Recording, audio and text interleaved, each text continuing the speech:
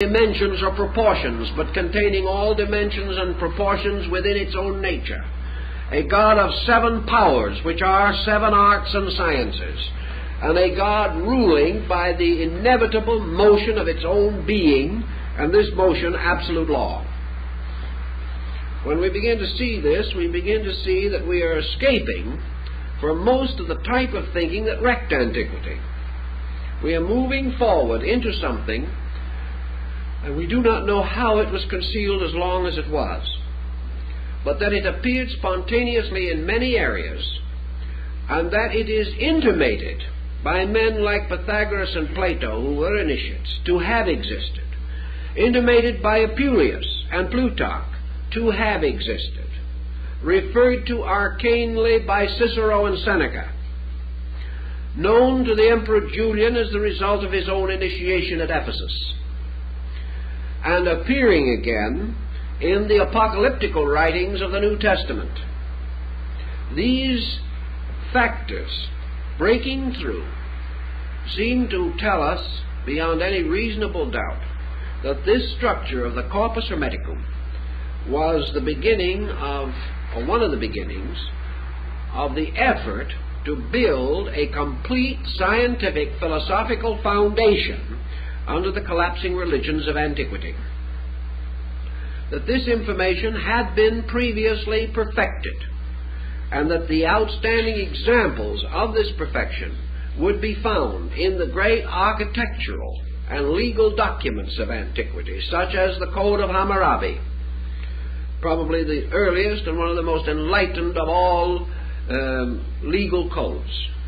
That it is to be found concealed in various ways in the proportions and dimensions of ancient buildings, that it roots in mathematics, that it roots in subjects so ancient that we cannot even trace their beginnings, that there was also a consistent integrated concept of the solar system, of the universe, of space, of time, of energy, and all of these things, which certainly form no part of the decadent ceremonials of the old later Roman priesthood, whose principal concerns were to be sure that they had the right cap on and that they were wearing the red slippers without which they could not perform their sacred duties.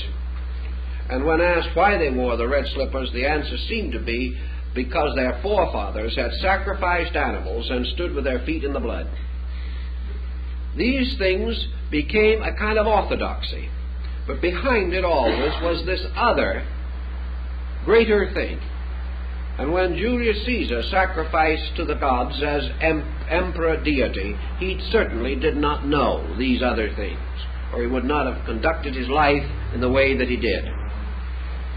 So this double body of learning came out, and we find it striking in Syria through the Syrian Gnosis, and in Alexandria through the Alexandrian Gnosis, through the Corpus Hermeticum, through the Neoplatonists, and through the rise of Christianity and the impact of Essenian and Therapeutae thinking in North Africa.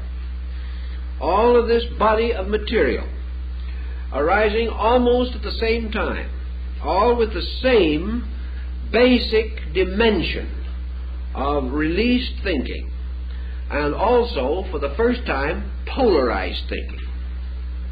You'll remember that when medicine was still in the sanctuary and was serviced by priest physicians, that there were no legislations in Rome for the deportment of a doctor. The moment, however, medicine left the temple and physicians became secular, it was necessary within 10 years to create one of the most elaborate legal systems in the world to prevent medical malpractice.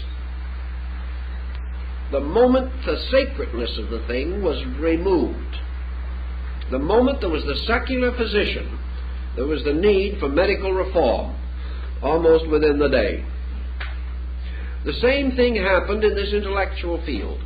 The moment the knowledge of the power, potential, and possibility of the human mind was equipped with the instruments of knowledge, instruments which Cicero and Seneca also mentioned, immediately it was necessary to create legislation, real or theoretical, to prevent the abuse of knowledge. And from that time on today, we are still trying to find out how to prevent that abuse, and we have not by any means succeeded. Against this abuse, we have thrown a great moral framework. And today, even in our present emergency, we are using religion to combat the destructiveness of materialistic scientific thinking. And by an instinct, without any actual integration, without anyone being able as a person to require it or demand it, the age of atomics has resulted in the greatest age of religious revival the world has had in at least 1,000 years.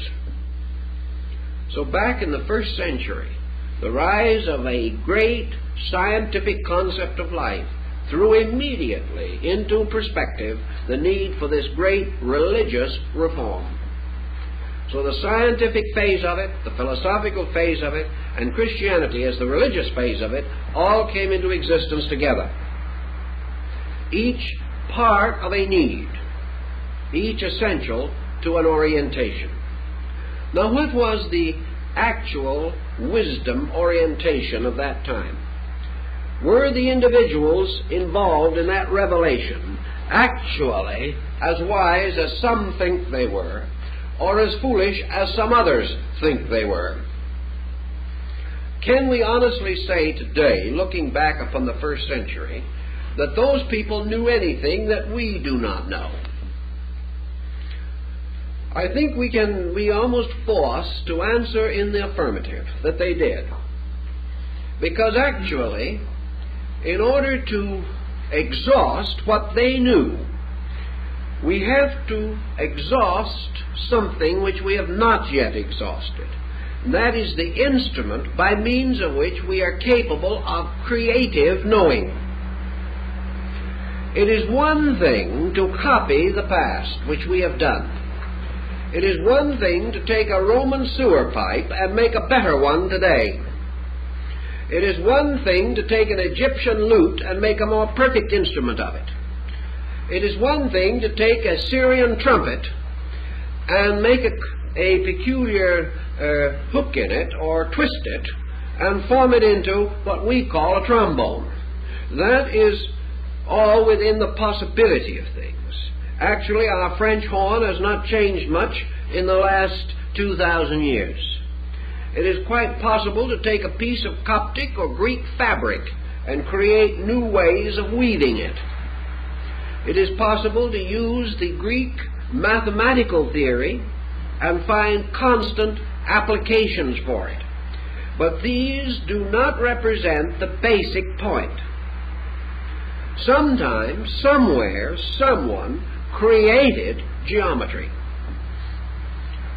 This creation consisted not of bringing something out of nothing, but of a peculiar type of trained intuitive observationalism by means of which a human being suddenly recognized the universe as a geometric manifestation of universal energy.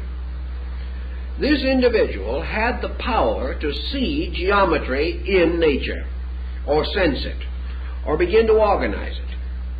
Somebody else saw for the first time the analogies between music and number. Another individual saw somewhere, somehow, the basic principle of chemistry and the chemical combinations of elements. Somewhere there were basic thoughts. The basic thought of the 47th proposition of Pythagoras, or the Euclidean proposition.